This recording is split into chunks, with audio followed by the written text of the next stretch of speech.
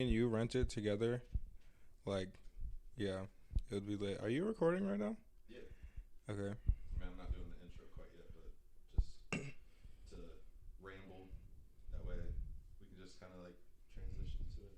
But yeah, Right. I was looking into the Airbnb and um, it was actually last night. I was trying to figure out what day we could schedule it. That way we could get around for like video shoots and stuff. But Right, because, like, it has a movie theater, and it has a Wii in the movie theater. see, I didn't see it say anything about a movie theater. I saw it said something about a hot tub and Wait, it has a hot tub four. now? I don't know if this. I don't know if it's the same one that you're talking about. That's what I'm trying to say. The one that I saw was 115 a night, and it has a hot tub, and then it's like split. It's a huge house that's split into two though. Like one person can rent it, and then another person rents it. So I don't know.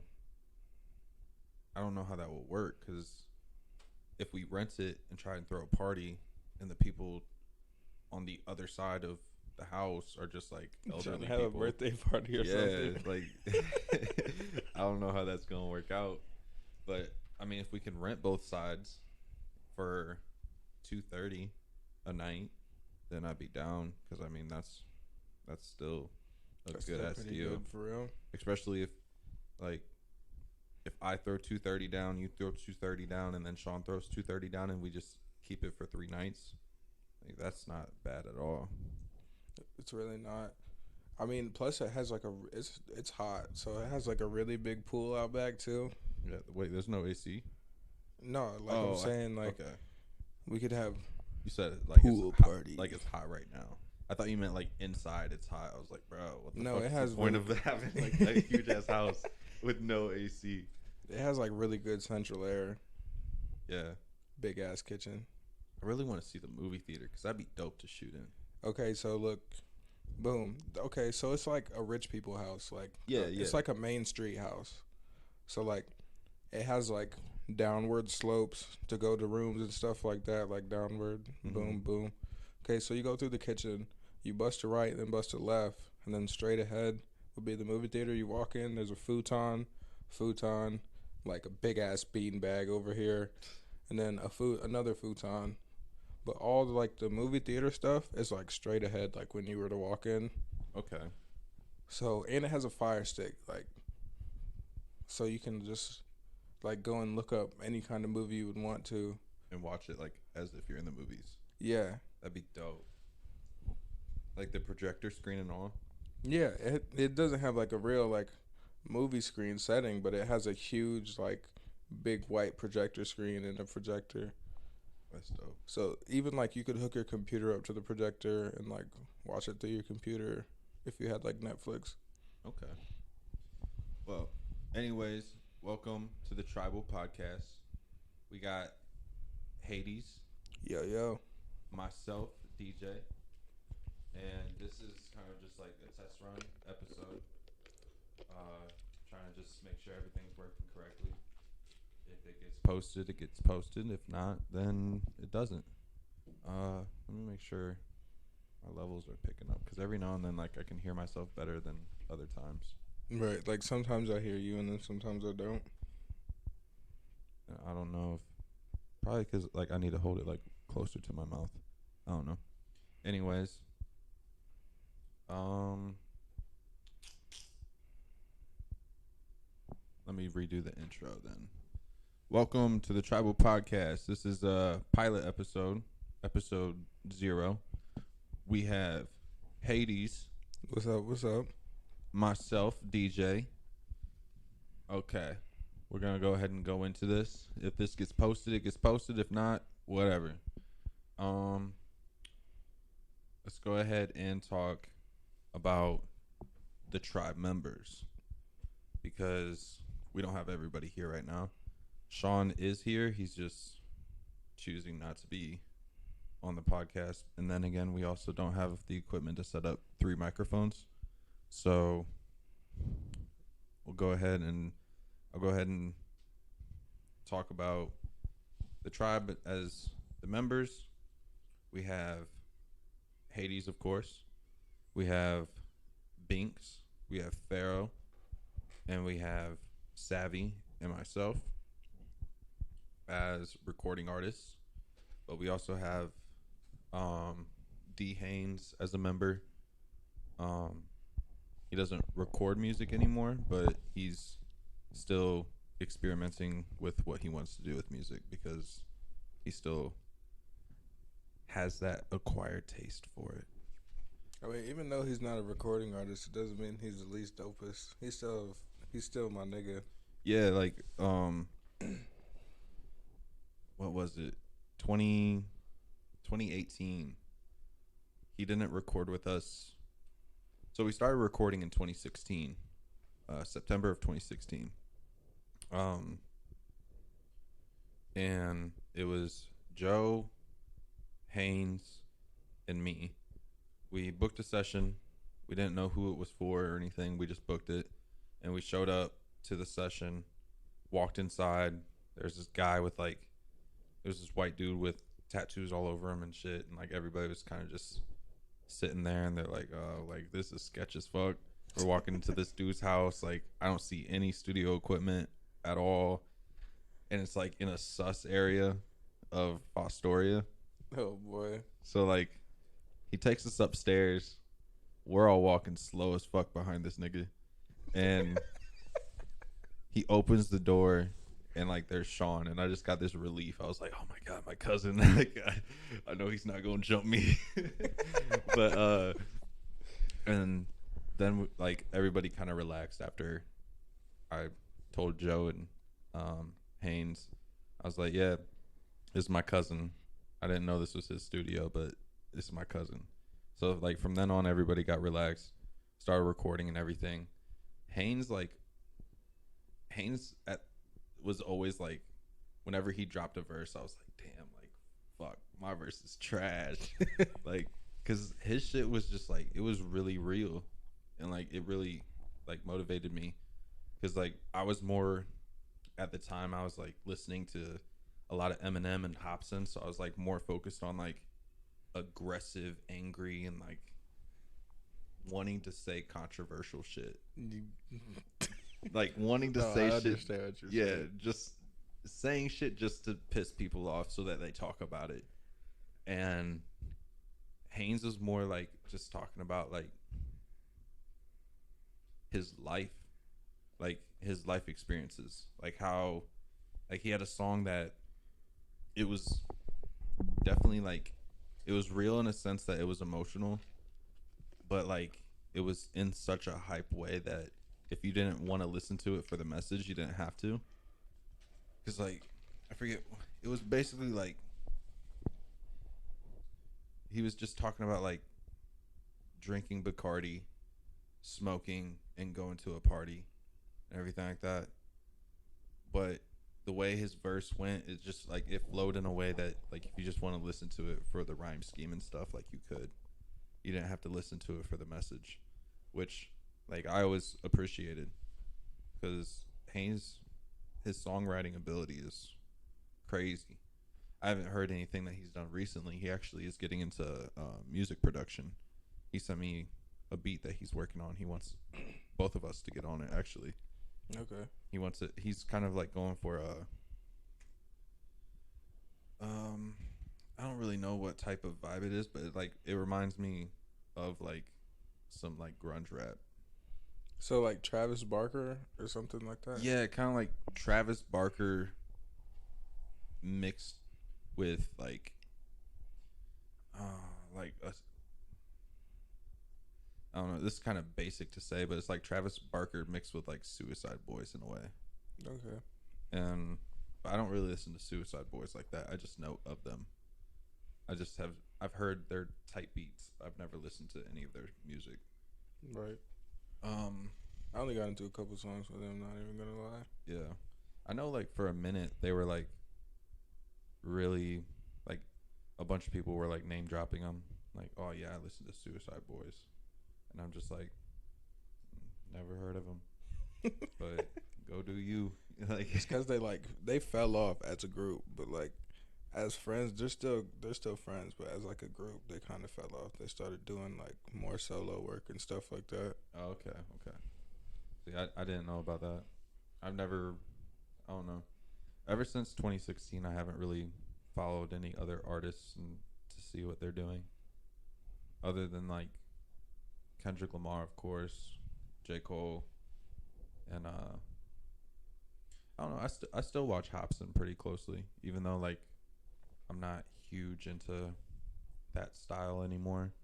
It's still it's still nice to see another artist's growth over the years. Right. Just like I'm not huge on Eminem's music as much, but he's still an inspiration. Still the reason why I got into music. But and then like so yeah, we have Haynes, we got Binks, which Binks him and I have been we've been really working on music for ever like then again like also 2016. Like even before we went over to Sean's, we were in Haynes's dad's basement, and I got this what was it? It was like a $75 mic from Best Buy. Mm. Yeah, the old like I don't know what it is, but it's like the silver one with the like the tripod connected to it. Oh. Yeah, that one. And the USB. Cuz I don't know why I didn't just get a Blue Yeti, cuz everybody had a Blue Yeti at the time. I'm not even gonna lie. I regret getting a Blue Yeti. Yeah. Yeah, the static that comes from inside of the Blue Yeti is just crazy. Yeah. See, I don't really have an ear for that. But then again, it's like in the beginning, I didn't care about the quality. I just wanted to get my music out there. Like No, for real. I was still a perfectionist about it. Like I wanted my songs to have a certain formula to it. But I didn't care as much about the mix as I once did before. I don't know why this fucking mic keeps going in and out. But I didn't care as much about the mixes before because I was more focused on just having the music out there. But yeah, we were in Haynes' basement and we had the USB mic and we put a sock over it for a pop filter. And I don't even remember what song we recorded, but we recorded some song with a beat that was stripped from YouTube from a producer that had like just like a constant loop that they every now and then put it like a ding ding like, ding. yeah, like a piano little play. Like every now and then it was just like ding ding ding ding ding ding. It's like we're like, oh, this shit goes so hard. You started off better than me though. I don't know about that one. No, for real though. You ever had a Wii? Like a Nintendo Wii? Yeah. Okay, so I started out with the Rap Star mic. Like, bruh, I would plug this shit into my computer and literally like have to put a real sock over it and like freaking rap into this Rap Star mic, and it would come out sounding like it would on Rap Star. And there was no type of real mixing going into it. I was just like, all right, basic auto tune, splash. That's how I made Yeah for the first time. Like I recorded that shit on the Rap Star mic. Oh, for real? Yeah, like the first mix of it. That's after I bought FL Studios though. I was using it on Audacity first. The version that you showed me, like the original version. The OG version. Okay. Damn, I couldn't even tell for real. It still sounded dope. I was singing my ass off. Yeah, like when I heard it, I thought it was at least a Yeti. No, that you recorded it on, because like the mix was definitely like as good as probably you could get with that microphone and your the DAW at the time. It was It's rough. it was rough. I had a pop filter, like a makeshift pop filter, but that bitch had a hole in it. So like it was literally nothing but a circle with one cloth over it. Damn. So yeah, I had to sit like 3 feet back from the mic to record it. That's why the vocals were so down low. Okay. I mean, it still sounded dope. But anyways, you spoke about yeah.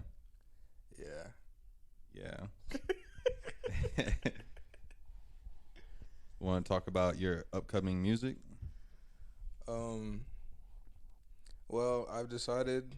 I'm just gonna say it on the podcast. Yeah. I've decided to do, a Formaldehyde Flowers Part 2, which was my first EP that I've ever, well, quote unquote EP, because I recorded it literally like on BandLab on my fucking phone through iPhone headphones. But it was like my real first project I ever put my all into. So this is gonna have like a lot of different styles of my music going on to it, like R&B. I got some like pretty rapish trap music on there, and yeah. So I'm just gonna make it Formaldehyde Flowers Part 2, and I mean, of course, it's gonna have a better cover art this time and everything. It's not gonna sound like it's recorded through a phone, but yeah.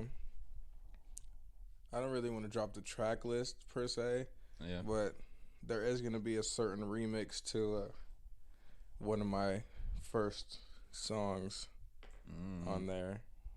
Okay. Okay. All right. Jewel hit time. Jewel hit time. My freaking vape ran out. I do not promote Jewel or sponsor it. They're going to come try to sponsor you. You'll Parental be like, advisory. I do not condone the hitting of Jules unless her name is Jewel. Whoa. Whoa. Whoa. Whoa there, guy. Is there any music that you do want to talk about? Any announcements of songs or? Okay, so,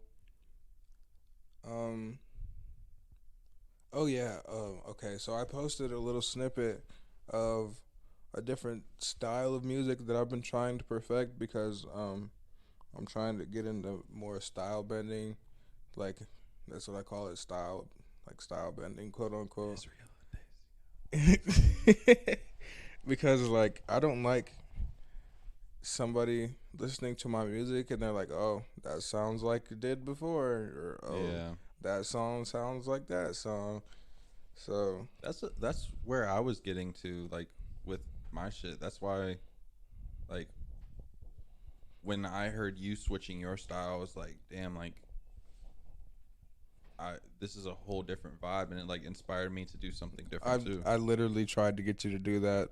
I was like, okay, I was gonna hide a certain song from you, but I knew you were gonna hear it anyways, so I kind of showed it to you and was like, let me see what your feet is gonna feel like in these kind of waters. You know what I'm saying? No homo, but fuck out of here. No homo, bro. No homo. So yeah, I try to inspire everybody as much as I can, because when I first started, I didn't have that person showing me different, like, stuff is different. Like, it's not just all the same. Yeah, we kind of just jumped into it without we just were music nerds that decided to make music. Yeah. I was so fascinated with the fact that, like, okay, Kanye, for example. Kanye has his old rap like New York. Yeah. And then he has his your love lockdown, your Love love lockdown. lockdown. Like, bro, that shit inspired me so much because I feel like, From graduation to 808s and heartbreaks. yes, like, bro, like he showed me that not all music has to sound the same. Like, not saying that that I want to sound like Kanye or anything like that, because we make two different, well, a couple different styles of music. As in, like I started like last year I started doing R&B really heavy, but there's like different levels of R&B. Like there's slow, there's kind of like, yeah, we're gonna get a Yeah, little bit yeah. faster with this. But oh shit, I got way off subject. But I posted on Facebook um a little snippet of the ballad that I was working on for the longest time. Mm-hmm. Shout out to Black Stage Media Productions. Go hit him up. He's a very talented beat maker. Yeah. Um, so yeah, that's gonna be called Man Cry, and it's not as dark as it sounds, but yeah, it's basically just about people who like have very bad trust issues slash anger issues, and I gotta tell you, when I first heard that song, like I was like, chopping onions. because you showed me that song, like without it being recorded, you just played it, and then like you performed it in front of the mic, just to like show me what you had so far. And literally, I was listening to it, and I was like, "Oh god damn, this nigga just kidney shot me." uh, Literally, like that's probably like in this moment, that's my favorite song by you. Appreciate it. Hope Just the mic can hear the chest tap. Like, like you definitely have a unique style with rap and everything, but like the change and transition into your R&B shit is like you don't you don't sacrifice the lyricism and storytelling for harmonies. You keep it, and you keep that storytelling and the bars and everything in it. You just find a way to manipulate it into a way that it's more, it's like it's mellow, but it's still emotionally grabbing.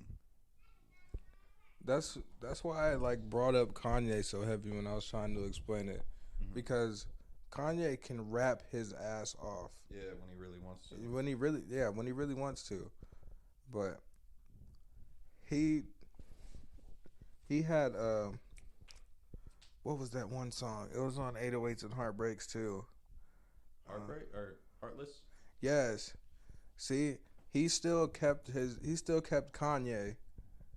Yeah, yeah, He kept his Kanye. yeah. I know what you mean.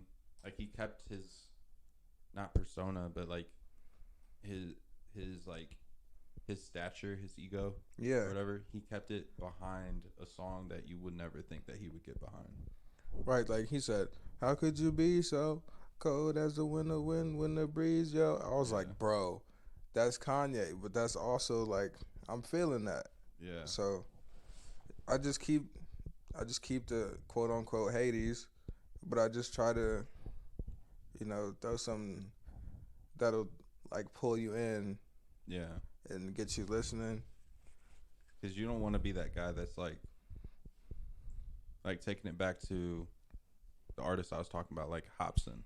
When people are like, "Oh, like I want to show you this new Hobson song," he did like angry emo rap for so long that that's how people know him as.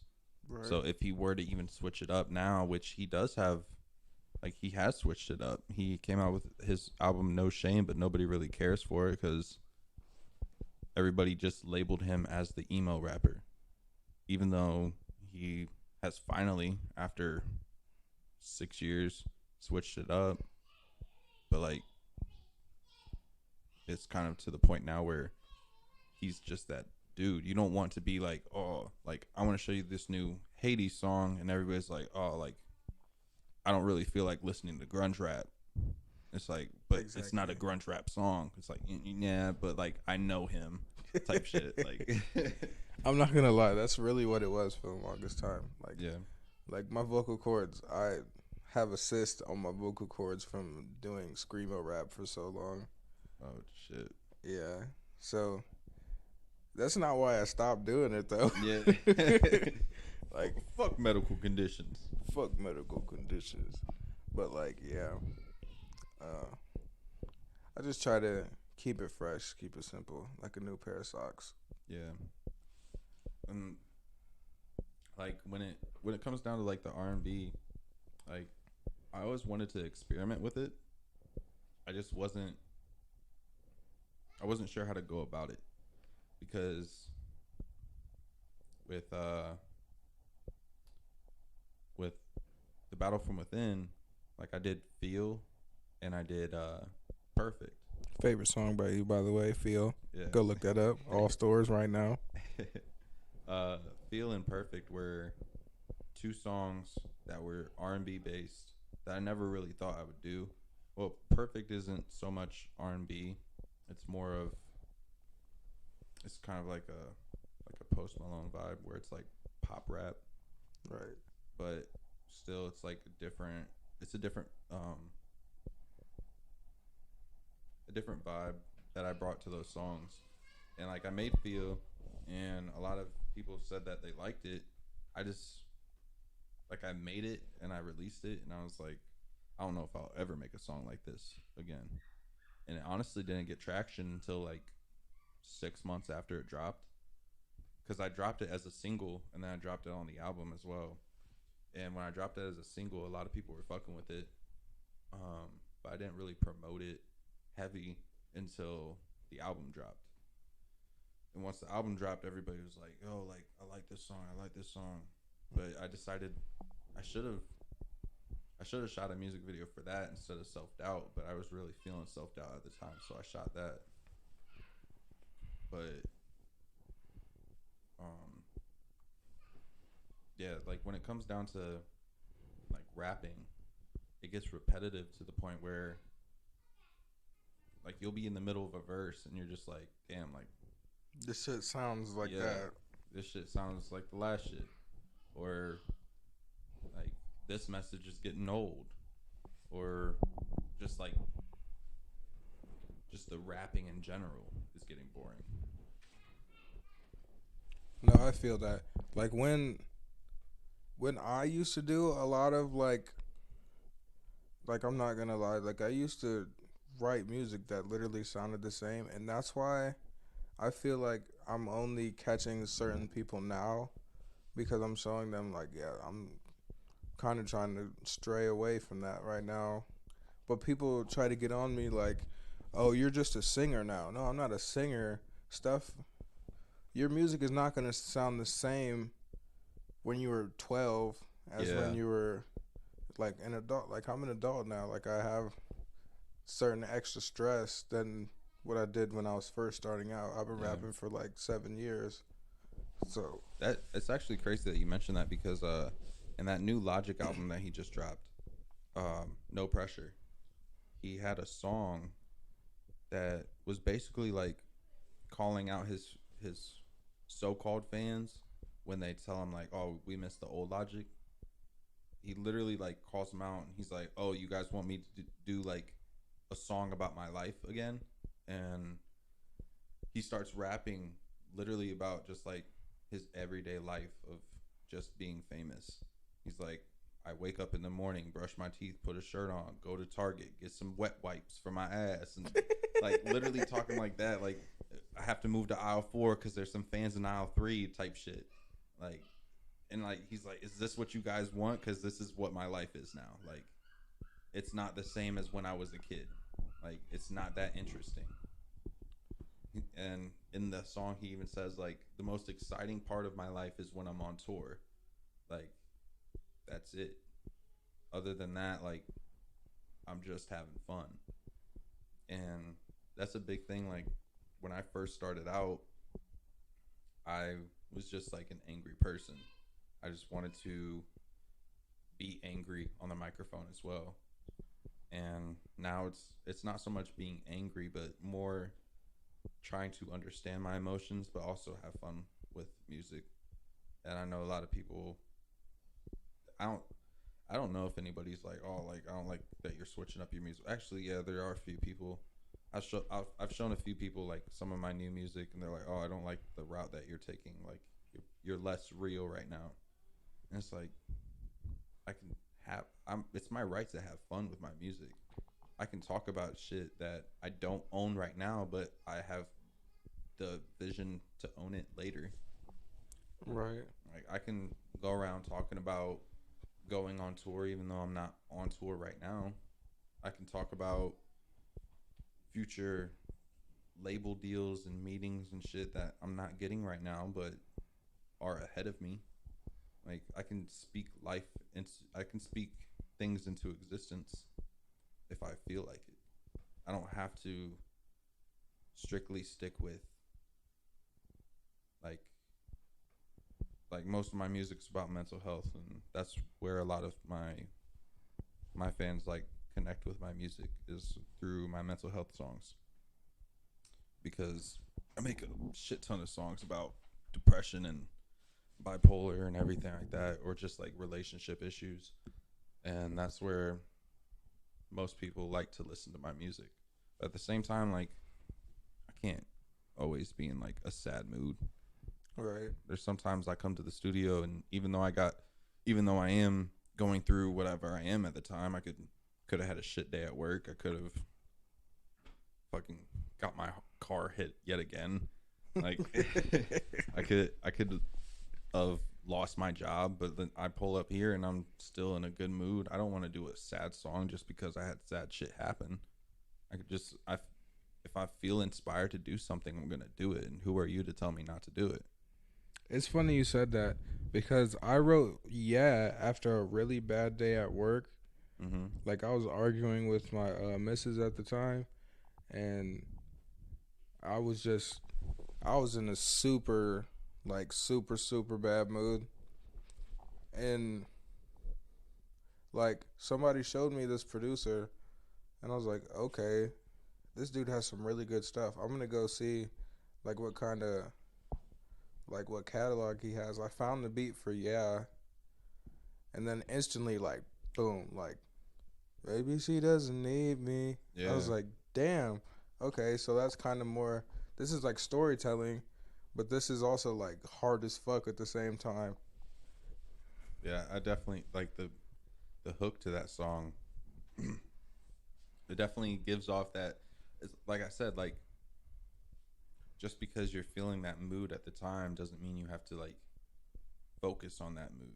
And Right. like you you put your you put that mood into the song, but you made it into the song in a way that was uh like a heartless, where it's like it's an emotional song if you get it, but if you want to listen to it, you can do that too. Right. Like I I could have done so much with that song, but I feel like that was just right. Like that was a perfect balance. Like I could have done it. Could have done like a ballad, like maybe she doesn't need me, dun, Yeah. dun. But that's too sad. And I could have just did a full on trap beat, but like people would be so confused. Like why is he rapping sad shit on a really lit beat? So I feel like that was a perfect mixture. And afterwards, I didn't feel that way. I was Yeah. feeling way better. Yeah, because like you got your creativity out there and you formed it into an art. Like, and that's something that people don't really understand. Is like we could have a shit day, not want to talk about it, but we can transition it into a song, and it instantly either makes us feel better about the situation or makes the situation go away. It's kind of like pen therapy, I used to Yeah, call it. because like especially like when it comes to like mental health issues, because mental health like there's really no, since it's not a physical thing, like it's not, it's having mental health issues is different than breaking your finger, because you can go Right. to the doctor and they can prescribe you with shit that is sure to work, and there is a estimate time on when you're healed. Right. With mental health, you could get medication and it could work. It could make it worse, or it could make you a different Worse. person. Yeah. And there's really no telling. But like when we turn it into a physical form with our voice and turning it into an art that we can, excuse me, that we can go to, like literally recording a song about a situation and finishing it and then listening to it like 2 days later, like even though it's your own song, you know what it says and everything, it still makes you feel better because you got it out. Yeah. And it's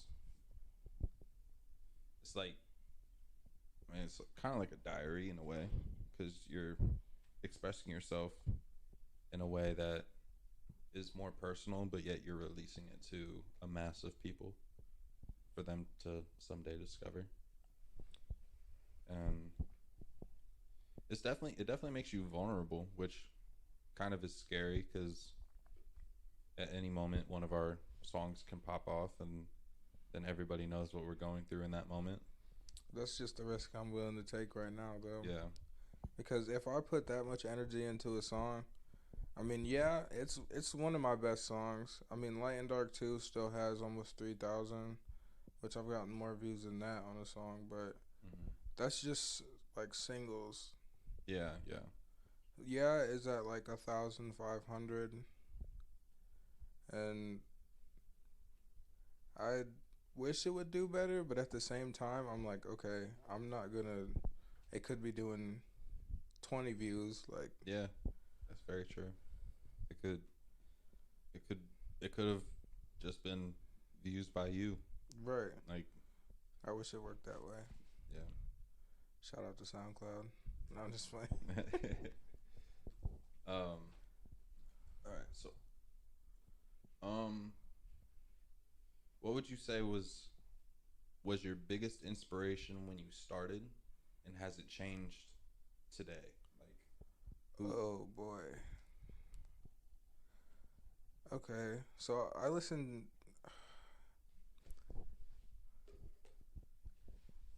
This is a hard topic because there's not like one set certain thing that inspired me to start doing music. I mean, like I used to listen to a lot of heavy metal back in the day. Mm-hmm. That's where it kind of started at first.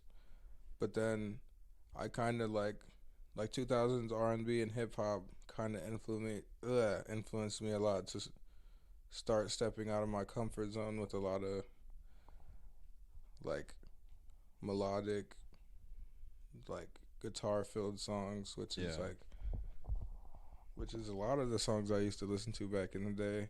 I can kind of hear it in the beat selection you choose too.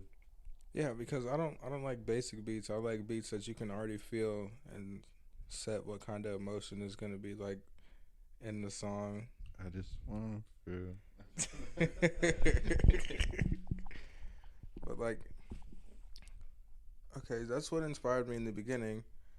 But like, okay, since like the new wave of hip hop came out, which is like Uzi, X, like Juice, people like that. Trippy. Trippy was a huge. I could tell, like, when I met you, I was like, bro, like, this guy's definitely influenced by Trippy Red. Yeah, it's because I was supposed to go to one of his concerts, but then that concert got canceled and I got refunded, and I was kind of sad as fuck Yeah. because I got the meet and greet tickets, and I was like, you bro. did? Oh, that is trash. So like, yeah, I got refunded my $400 because there was other art. There was somebody else. I forgot who else was. What gonna year be was there. that? This was like early 2000. Wait, late 2018, early 2019. So, This is like when the Love Scars. Like, you used to say you in love. I used to say this shit bad. we didn't meet it. We didn't meet yet, did we? No, we did. We did We did. that. We did the Riverside show, Okay, yeah. and I had. This is when you guys really didn't know me like that. Like, Yeah, that was my first time meeting you, like, introducing myself. right. Because I saw you over at Nate's place, Oh, yep. and I was like, that's DJ. You're like, who the fuck is that? yeah, because I pulled up to pick up Chase, and you're like, "Hey, DJ," and I was like, "It's the first time anybody's ever greeted me by my stage name." Yeah, cause bro, like I listened to your music. It caught my eye, and I was like, yeah, that's like he's putting on right now. Like that's how it was, Yeah, and that's also a part of the like big inspiration on this end of like me making music as opposed to like at the beginning, because now I have different kind of artists that I'm working with now, different kind of producers that they're kind of it's kind of more personalized now yeah, than it was back then. Like I don't have to wait for an email 3 days to get a feature from somebody. hmm They're like, "Yeah, come pull up." Like, or just like the validation of that song, like, because I know personally, like when I first started, the reason why I didn't really care too much about the mixes and stuff is because I wanted to get that music out there so I could hear the feedback, because right, I didn't have anybody else to hear from, because after a month of going up to Sean's and recording and stuff, Joe and Haynes just kind of stopped going. So it was just me. It was just me and Sean. And like I would record and Sean would be like, "Yeah, this is dope. Yeah, this song's dope. Yeah, this song's dope." And it's like, I know every song I make is not dope. right. Like one of these songs is Yeah. not dope. And so like I would rush to release it just so I could get feedback. And I remember the first song I ever got like hella feedback from was uh shit, this is like a throwback. The 10 Toes Down challenge. Oh my Yeah, god. like when that was peaking, that's when I hopped on it. And literally like recorded it, got like a basic mix done with it. So fucking trash. It was so trash. It was such a trash mix. But so recorded it, got a basic mix done to it, released it on Facebook, Oh boy. and I thought it wasn't gonna do anything. I ended up getting like 56 shares. I posted it uh on a Friday morning at like 7 o'clock, which was terrible timing on my part. I posted at 7 a.m. and went to work, got on break at 10:30, 11 o'clock. Look at my phone, and it's like so and so shared, so and so shared, so and so commented, and like I look at it, I'm like, bro, this shit's blowing up, and I didn't even do anything with it. I just like literally opened it up, looked at it, refreshed it, another 100 views, refresh it, another 100 views. Ended up reaching 1.5K by the end of the day, but then it got a copyright strike, and it got the audio got muted. So I was like, damn. So I ended up taking it down. But yeah, like it's different when you're recording with people, because like you can get that feedback right then and there, especially when you're recording with other artists. Because when you're in the studio making a song, people can be like, oh, like this syllable lineup can be better, or like be more aggressive at this part, or just anything, just like honest opinions. Because like when it comes down to Sean, even though like I respect his opinion and everything, but a lot of times like he's too familiar with us. Right. So like we kind of need a stranger's out or input, and the best way to do that is to release the shit. I've been kind of hoarding music. I'm not gonna lie, but it's for a good reason. Um, I kind of like rebranded myself, re trying different marketing strategies Yeah. as far as like releasing. I mean, but it's coming together pretty well. Um, so yeah, formaldehyde flowers drop in within a week. Yeah. You heard it here. Hades. Formaldehyde. Formaldehyde flowers. Formaldehyde. Yeah, it's Okay. like what they preserved. It's not really a dark title, but it sounds darker than it really is. Yeah. Like formaldehyde flowers, like preserving flowers.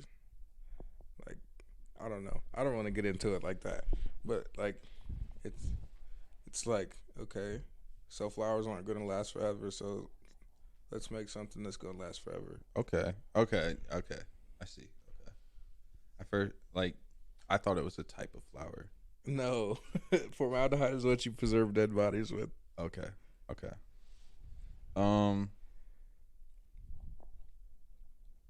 how has music affected your outlook on life or just daily situations?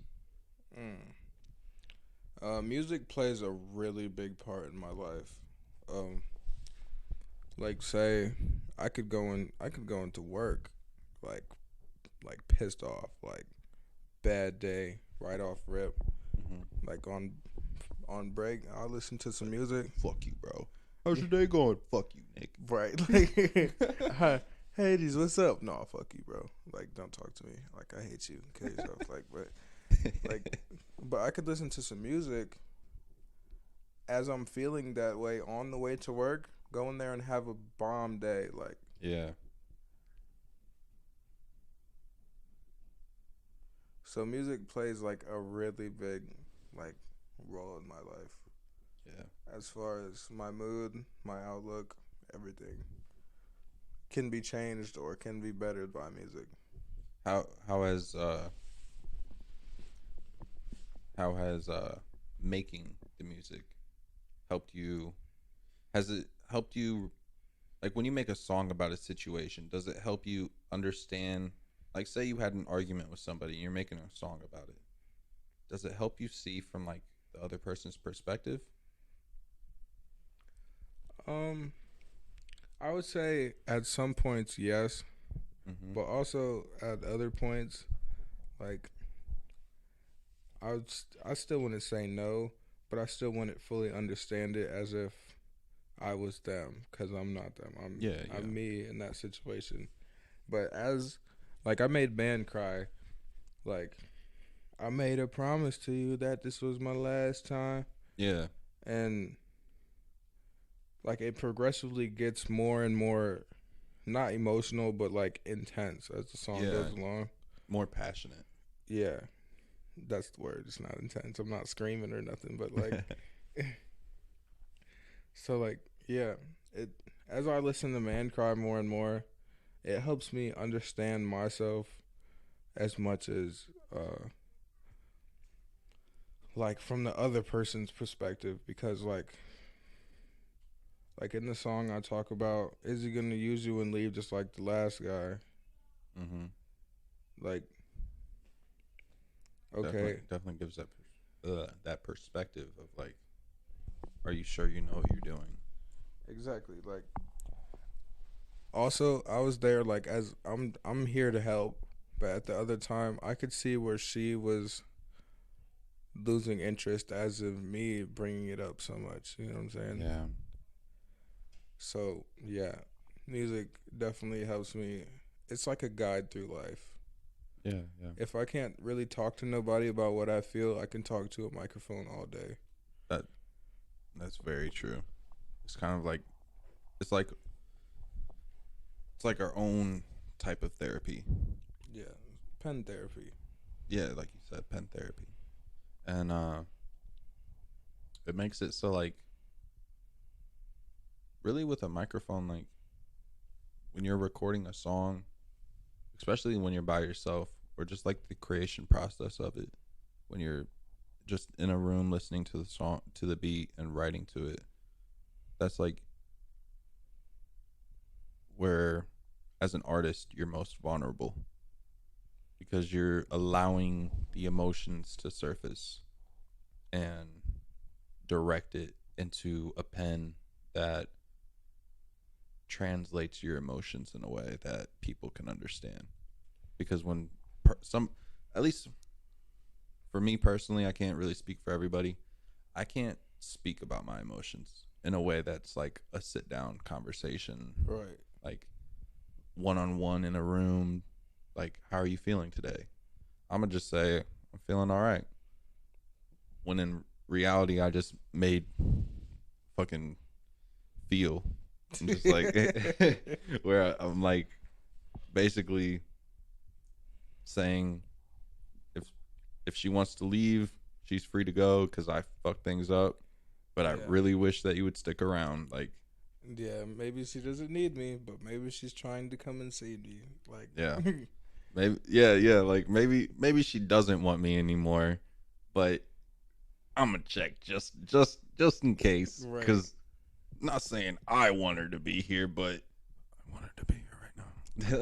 Like, please, like, just come back for a little bit. Please come over. I promise you that I'm not gonna be an asshole. But yeah, um, like I don't know. I noticed like for me personally, I've never really been able to talk to people about my emotions. So like music is the way to go. Like, oh, you want to know how I felt on this day? Well, wait for that song to drop. Like I guess like that's basically how it is. Like That's like the nicest way to put it. Like, yeah. you want to feel, you don't know what I'm feeling? Stay tuned. Next time on Drew's Life. DJ Live. I forgot that I recorded the song Francis, and that was really that. Okay, so for a long period of time in my life, I was like, I'm not even gonna lie, I was the emo kid. Like, I was the emo kid, but now Mhm. I got like got my personality back. Like, Yeah. got got me back. But I don't hate everything. I hate some things though. Yeah. But Don't get it twisted Don't- like my hair. don't get it twisted like the braids. But like,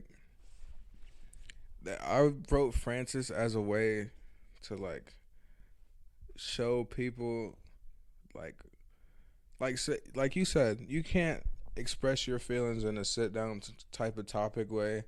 Mm-hmm. But I made Francis as like that because I can't talk to nobody about shit like that. Yeah. So I put it in a song in a way, in the only way that I know how to. Yep.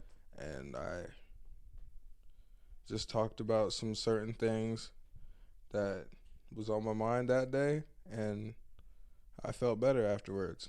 Yep. That's why my song "See Me Grow" was the first song my mom ever cried to by me.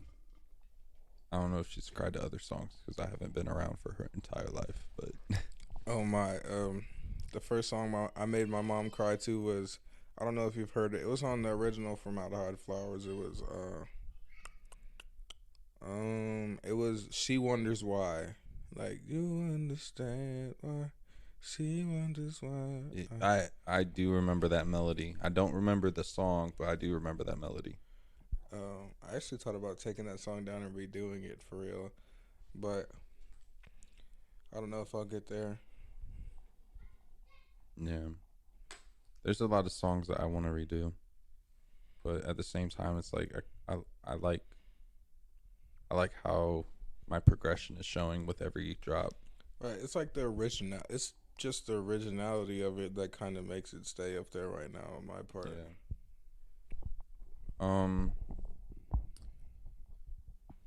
Who right now is an artist that is heaviest in your rotation? I You don't hop have. on Spotify. This is the first artist that you look up. Well, I just made my Spotify account last month, so it's kind of like basic. But X is a certain one because he kind of showed me that it's kind of okay to show vulnerability in your music, Yeah. but also The Weeknd. The Weeknd? Really? The Weeknd. He sets the bar for a lot of singers. Yeah, did you hear The Weeknd's new song, Grease? No, we don't. We don't. We're not trolling like that right now. Bro, I saw that Ben 10 meme. I'm gonna steal you. But uh, no, I heard Grease too. I actually enjoyed Grease. yeah, But that's definitely like one of my favorite songs right now by Drake, not The Weeknd. yeah, troll game on 100. But, Yeah. What's your like top 3 Weeknd songs?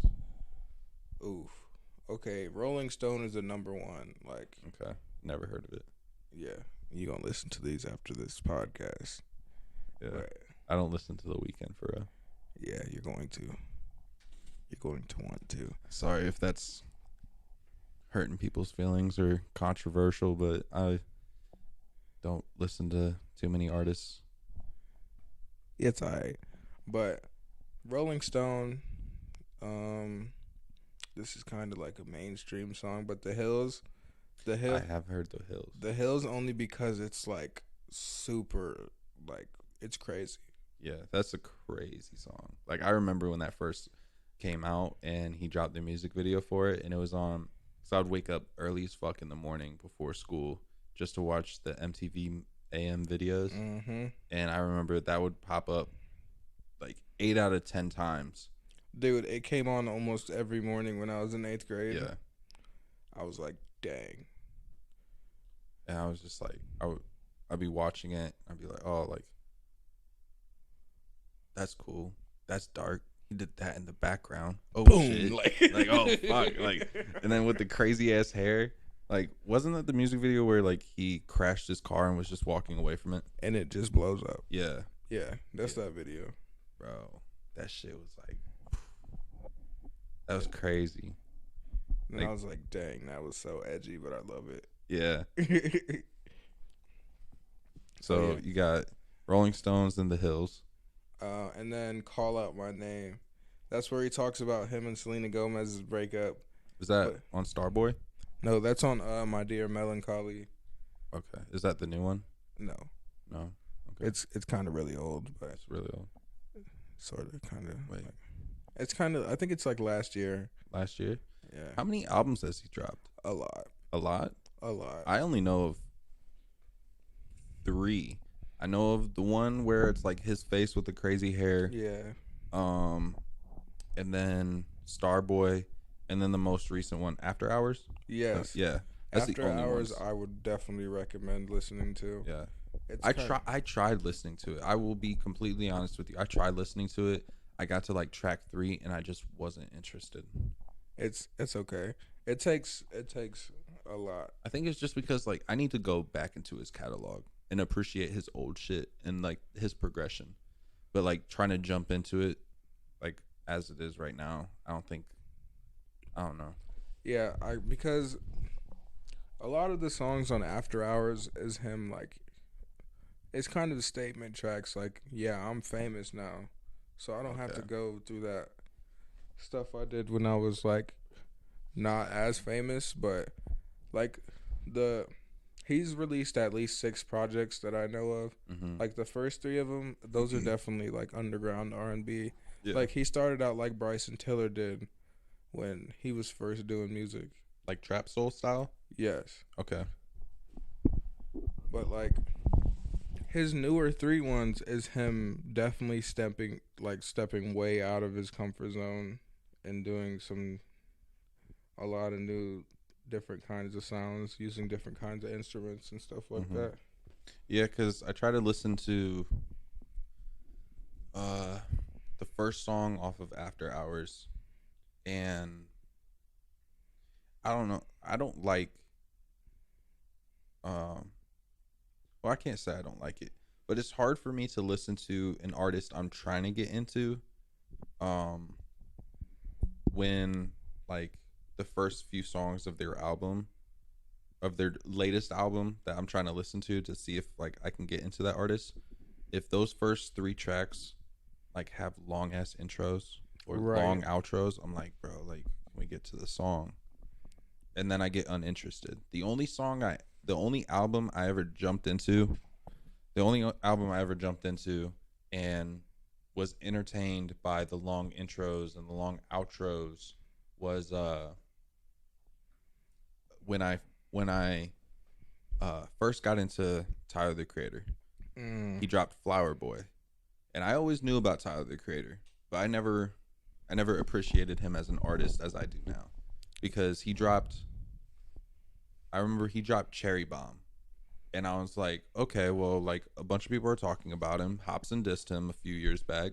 Let me listen to it, and I listened to it, and I was like, this is okay, and I never really went back to it.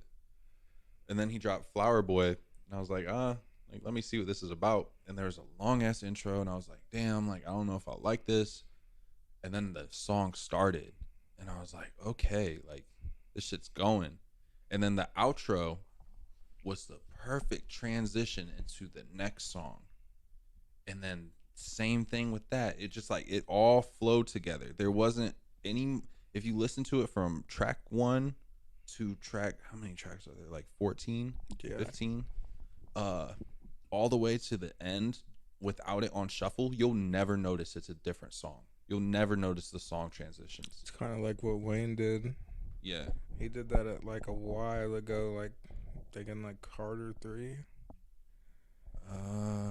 It wasn't exactly like them flowing in perfect synchronization, but it was it was like a build up. Yeah, like you definitely could feel like with every song it was leading somewhere. But like the way Tyler made Flower Boy, it was just like it was different. What's your top 3 songs by Tyler the Creator? Because you did that to me with The Weeknd. Just had to. I love Tyler.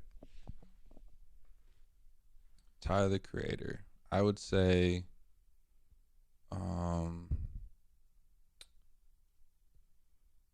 shit, what is it?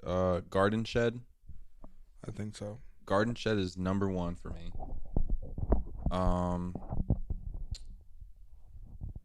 Shit, what is that one? I gotta look up the name because I haven't listened to Tyler in a minute, so I have to look up the name real quick. But no, like I really enjoy Tyler the Creator's music now. I appreciate it a lot more than I did. Well, I did. I'll be honest. I didn't appreciate it at all back then. Because I just wrote it off. Yeah, I was like, okay, well, this guy's like on his own little thing. He's on his own little thing. Because at the time I was a big Hobson fan, and Tyler the Creator and Hobson were beefing at the time. It was more of a one-sided beef though. But I was like, okay, well, Hobson doesn't like him, so I don't like him. Right. And plus, at the time, he had Wolf and Goblin out, and I didn't really fuck with either of those albums. And then he dropped Cherry Bomb, and I was like, well, Hobson hasn't dropped anything in a while. Let me listen to this, see if Tyler the Creator dissed him at all in it. Which I think actually he did somewhere in it. It was like something very subliminal, but I think he did diss him. But I listened to it, and I wasn't really amazed by it or anything. I listened to it like quite a few times just because D Haynes it still is a huge Odd Future fan. So like when Cherry Bomb dropped, he was like, yo man, like gotta listen to it. So I was like, all right, I'll give it a listen.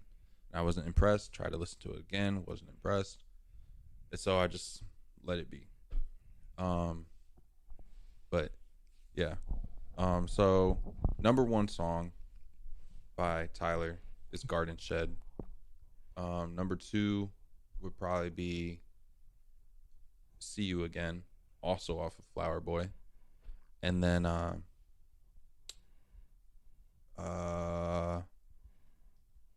Boy Is a Gun from Igor. Igor is a great album too. That is a terrific album. Not gonna lie, this might sound kind of mainstream, but Earthquake, my favorite on that album. See, I was gonna put Earthquake in it, but like, don't get me wrong, it's a dope ass song, but I feel like there's so many better songs off the album, off of Igor, especially Boy Is a Gun. Like, think that's the name of it. But like that was when I listened to the album, that was the first song that I rewound and listened to it again before I finished the rest of the album. Because I was listening to it all the way through, and then Boy Is a Gun popped up, and I was like, I gotta listen to it again before I go on to the next song. Like, I like that song so much. I'm glad. I think he made a music video to it too. It's about him in this like big ass mansion, and there's this dude that he's trying to get this dude's attention, but like he doesn't want to like show him attention in front of his family, and like he has a girl and everything. So it's basically like this dude's like in the closet about his homosexuality, and he doesn't want to tell anybody in his family, or his like he has a girlfriend, so he doesn't want her to find out about it. But like Tyler the Creator's like up in their house, like he's like, hey, you can't escape me, like I got feelings for you and you have feelings for me. And like it's not so much like I could care less about Tyler the Creator's sexuality, like I don't really care. But like the song itself is just dope, because it just like it just shows how much like Boy Is a Gun, like one of the most deadliest weapons in the world, and you can translate that to girl is a gun. Like you can put that perspective into a female that broke your heart. It doesn't have to be boy. You don't have to make the song about another man. The song isn't gay. Right. Tyler the Creator is gay. Like there's a big bisexual, whatever. Let's just specify that right now. But Boy gets bitches. But he prefers Dickens. Next subject. Just saying. He went on Funk Flex talking. He said, "I'm looking for some roughneck niggas for some hot butt sex." What the fuck? He said, "I'm looking for some buff neck niggas to have some hot butt sex." I was like, And then he said, I'm gonna open up in the store. Hey Flex, you wanna come? Nah, Flex, we wanna come. I was like, but it was definitely cool. Like it was fun to see him do that, especially because he's not really like a press person. Right. So like once he does do interviews, it's really funny. Like he didn't even care when Eminem dissed him. Yeah, like he just swept that shit under the rug, which I'm like, damn, that takes balls. You know why he dissed him though, right? No, because Cherry Bomb came out around the same time as Marshall Mathers LP2. Isn't that the one that flopped? No, not Marshall Mathers LP2. The Shady. I don't know. The album was called Shady, and it was like a collaborative album. It had Yellow Wolf on it. It had Crooked Eye on it. It had who else did it have? It had Royce. Royce was on it. There was a version of one of 50 Cent's songs that was never released that was on there. But that dropped, and Tyler the Creator went onto Twitter and said like, it's hard to see your biggest inspiration. Like, I don't remember I'm not going to quote it, but it was basically like him saying like Eminem's not making as good as music as he did before. Which is kind of true. Yeah. Okay. That's a touchy subject. Okay, like he could make more heartfelt music. I'm not saying the lyricism went away, but yeah, as lyricism wise, he has not hurt. Like he's if anything, he's gotten better lyrically. It's just the way he comes about it, like with each song. He hasn't matured in the sense of his music, because he's always been known as the guy that's angry on the mic. Yeah. But when it comes to his lyricism and his flow patterns and just his cadences and stuff, like unmatched. Yeah. I'm not even gonna lie. Like when I heard Godzilla, I like shit my pants. Like I'm not even gonna cap. Yeah. He's like, see, and like I slept on that song. Still, I that album, To be murdered by. yeah, like songs to be murdered by. I didn't really. There's definitely what was it? He made there was a bar about I don't know. It was basically like saying like I see you and you're getting cornier. I see you cornea. Like it was like just like that. Like I heard that. I was like, oh, Whoa. shit. Like like just the typical like, oh my gosh, that bar is so hard. But like the way he came about it, it was just out of nowhere. And he's always been good for punchlines. Like his punchlines, I don't think he's. Yeah.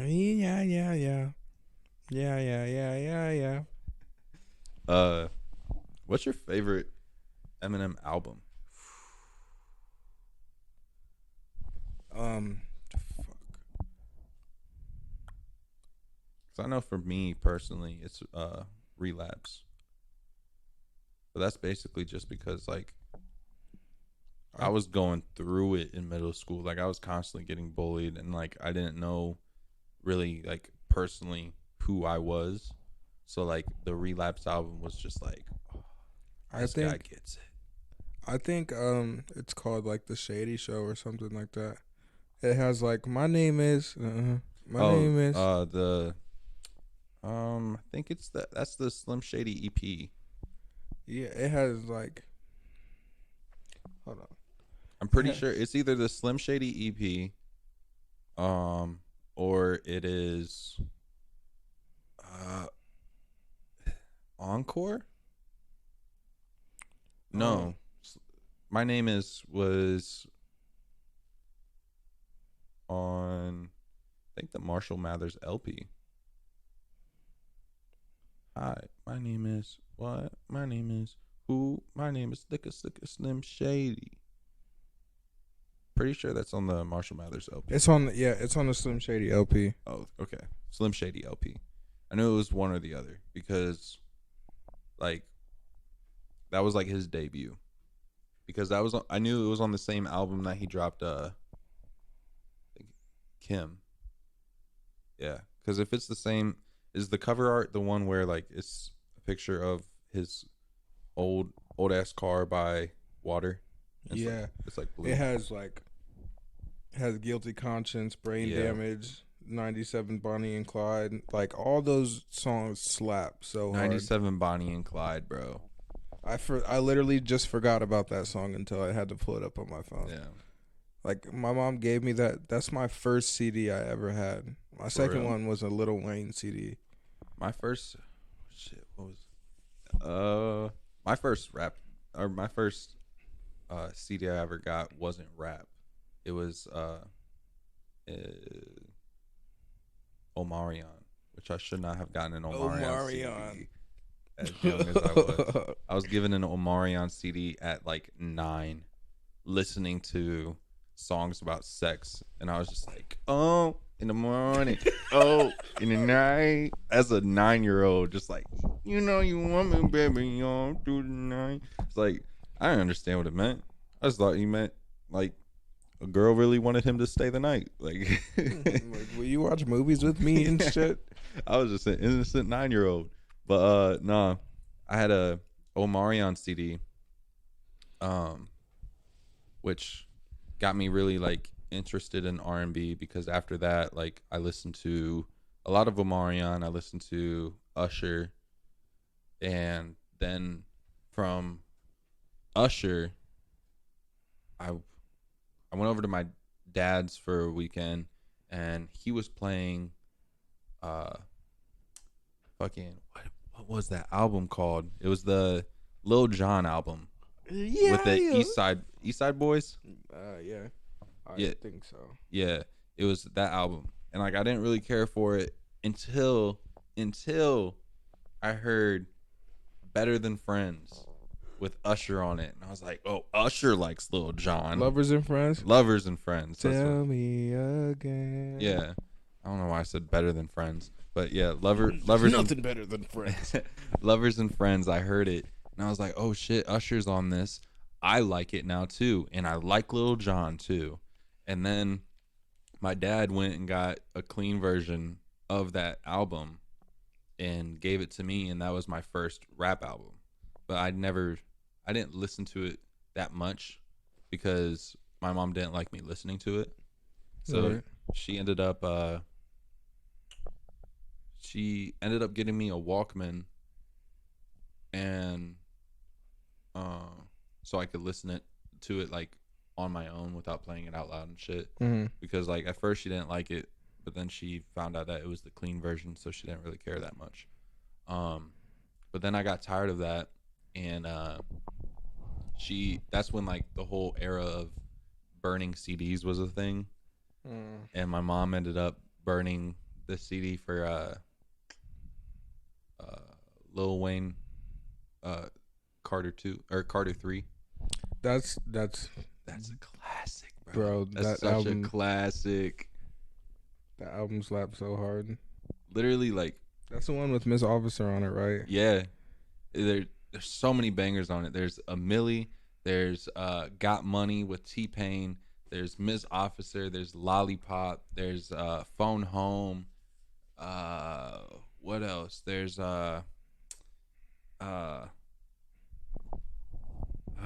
what was that song? There's the song with Hurricane Katrina. I forget what it is, but I think Robin Thicke is on it. I could be mistaken, but I think Robin Thicke is on the melody of the song. But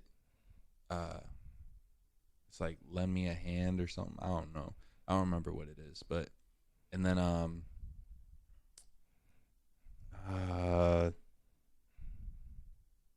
there's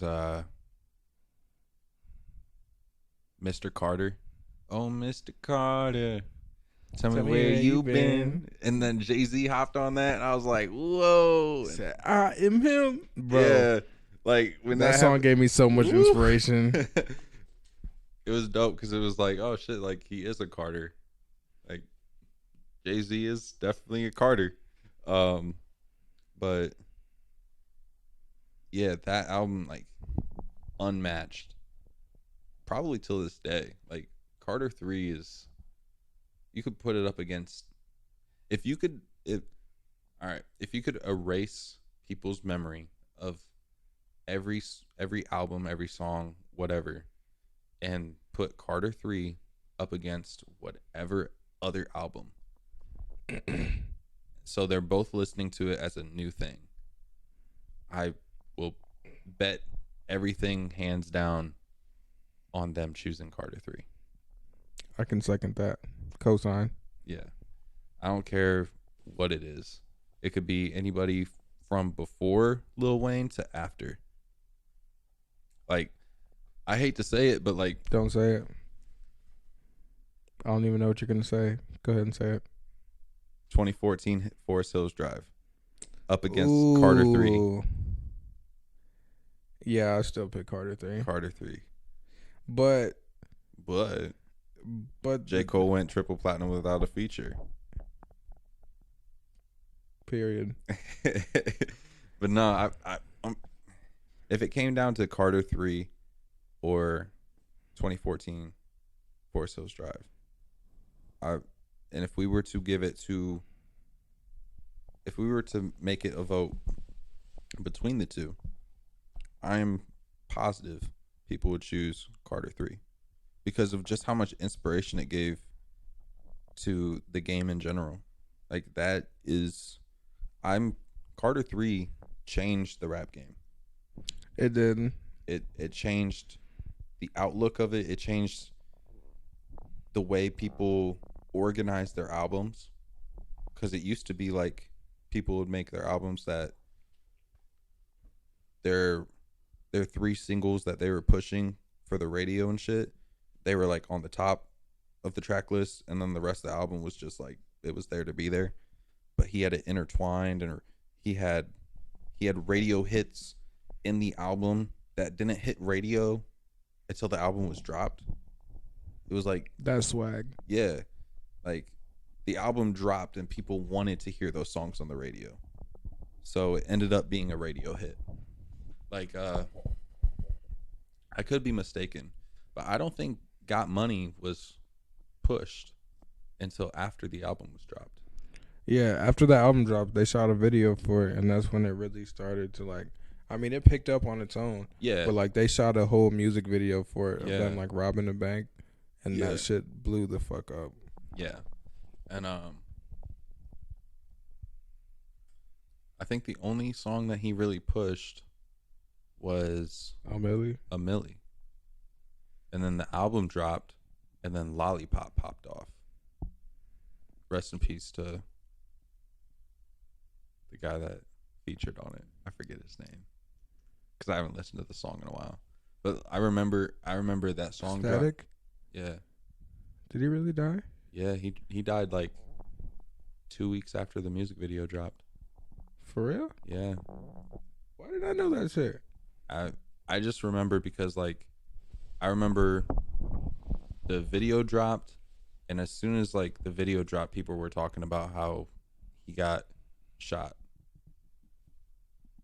But yeah, like he got shot and killed soon after that music video was shot. Let's see. What's another classic album? I want to say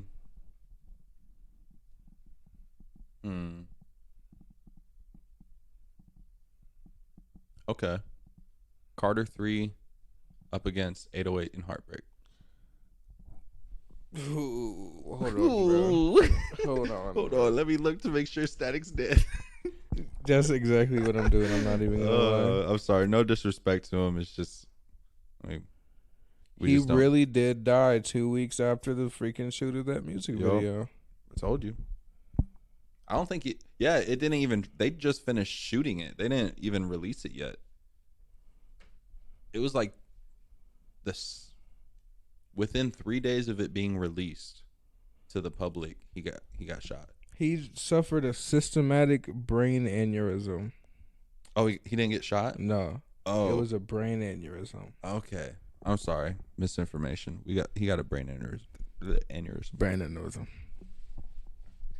Hades is over here fact checking me to make sure I'm not. No, I was genuinely curious. No, I'm saying like I'm thankful that you fact checked me because all this time I thought he got shot, but I probably would have thought he got shot too if I didn't know. Yeah. No. Statistic. Yeah, but damn, a brain aneurysm. And it takes a lot for your body to suffer a brain aneurysm. Yeah, it's a lot of built up stress and shit.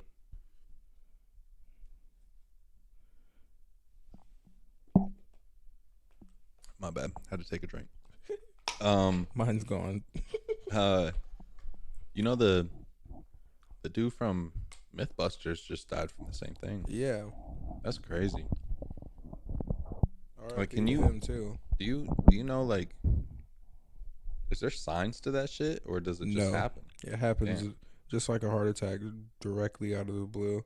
Damn. Well, a heart attack can be linked to like also stress, but like it happens to a lot of overweight people too. Yeah, diets. Yep. So like it just comes directly out of the blue. Like you can't go get tested to see if you're gonna have a brain aneurysm. That's crazy. So check on your peoples. Wow. Yeah. Definitely get your 6-month checkups or however that goes. I don't know. I haven't had a checkup in probably 18 months. I haven't had a checkup since I was 18. Yeah.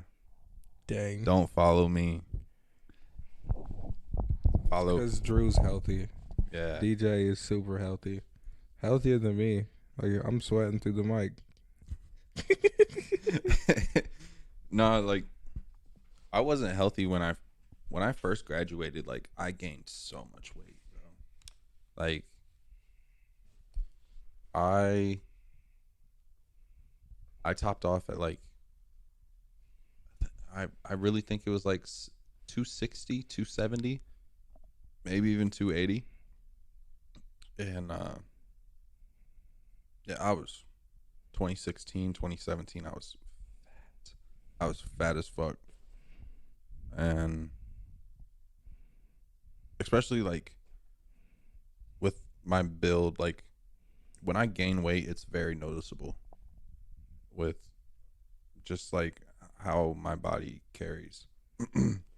Because I'm either I I haven't really been like skinny for a while, because like I've always since 17 I've had muscle, but when I graduated it just like it got hidden by just fat. And it was mainly just from me having so much free time after school, cuz like I graduated and like school kept me from just eating all the time. But then I graduated and I'd go to work at Bob Evans and I'd be around food all day. So I'd eat and I'd go home. Everybody would be asleep and I'd eat. And that was just what I did. And then I finally was it actually actually I went over to my I went over to my grandparents and my sister was there one day.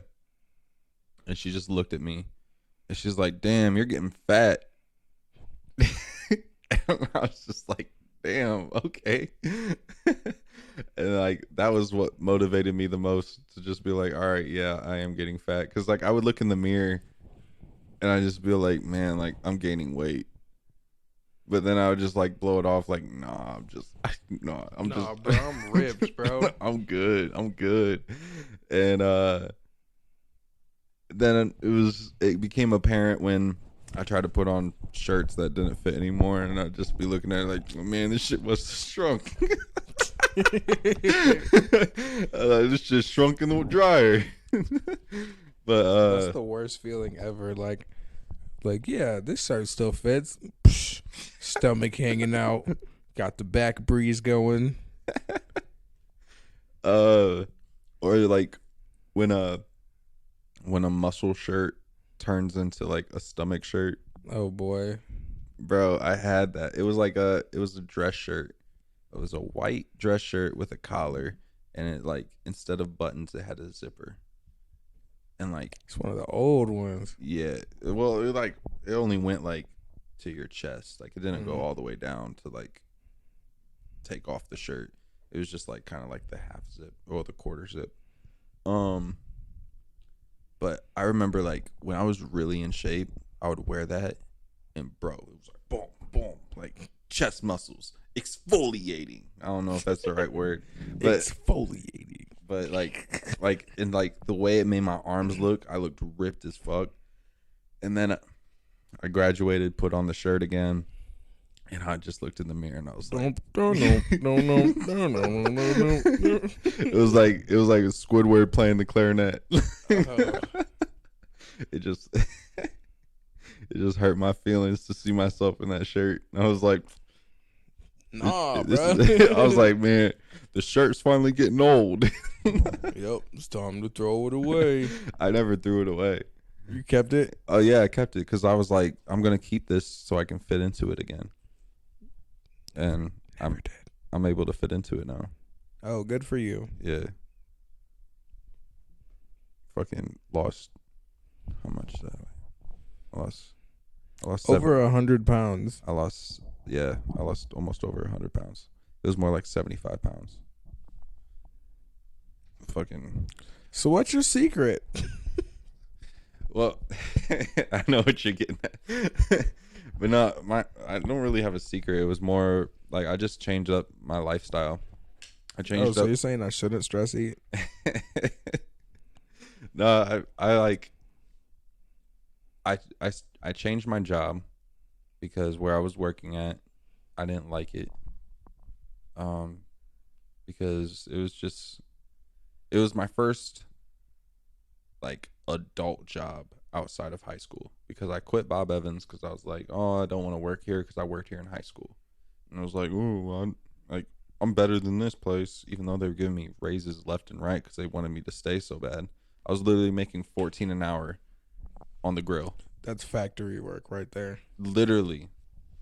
I'm low-key pissed that I left, but at the same time, like, it was a stress relief to leave there because they would leave me on the grill alone at night throughout the dinner rush.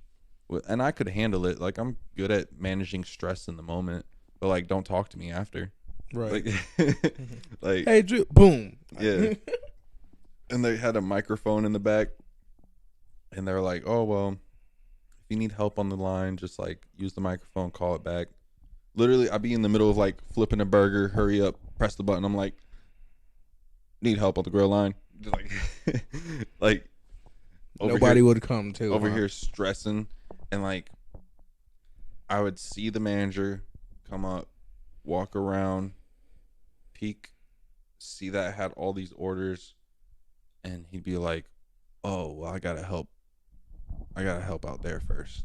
Thanks, Dick. Thanks. Like, how are you gonna help them out there when they're waiting on me in here?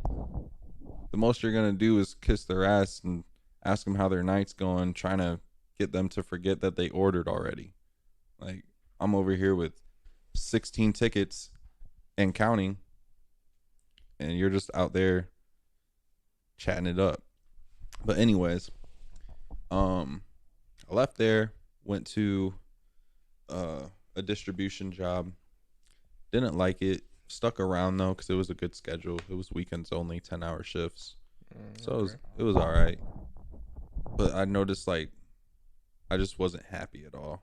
So I like was just like eating whenever I was free, smoking a lot. I didn't really drink at the time, so I didn't drink. But yeah, it was just like if I wasn't smoking, I was eating.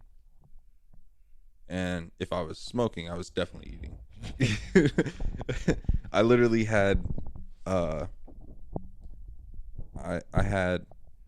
would keep a loaf of bread and peanut butter in my room just so if I woke up in the middle of the night and wanted a snack, I wouldn't have to go downstairs to the kitchen. Dang. Like that's how bad it was getting, bro. And I just like was in denial that it was going as bad as it was until my sister called me out on being fat. That's almost as bad as like you remember my old house. My room was literally connected to the freaking like kitchen. Oh, for real? Yeah. Oh shit. I don't know if you ever been inside my old trailer, but like, bro, my room was connected to the kitchen, bro. Damn. So it's so easy just to go there. It was there. like, just like the slight thought of wanting to get something to eat. Might as well. Like, yeah. It was right like there. Chips. Yes, definitely. No, chips. bro, the chip cabinet. I just had to reach over my little. I didn't have a door. I ripped my door off the wall. Oh yeah.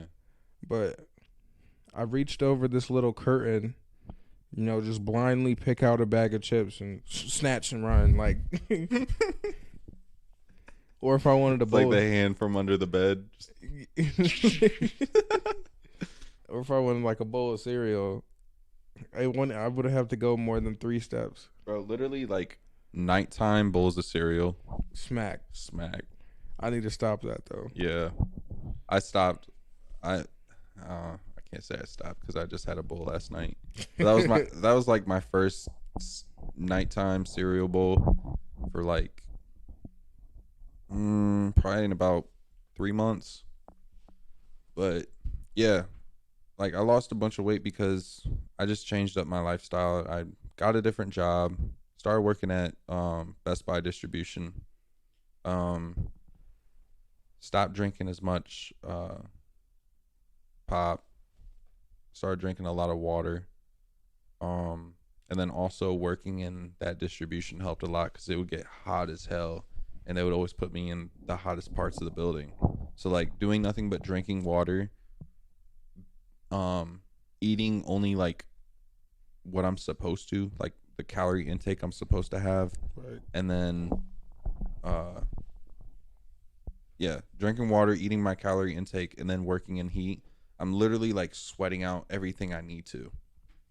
And within 3 months of working there, I lost pretty much almost all my body fat.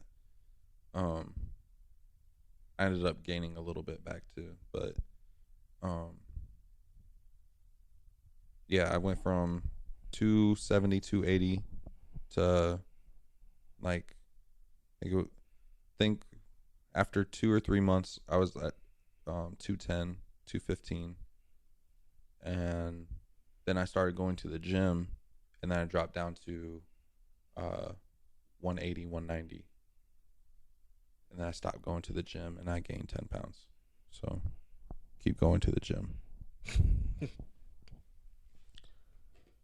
But anyways, we got hella off topic. But yeah, this has been the Tribal Podcast, episode 0. Again, this is just a test run. We might post this, we might not. We'll see. Yeah, I'll go ahead and cut this off. I am DJ. And this is Hades. And this has been the Tribal Podcast. Thank you for listening. Yup.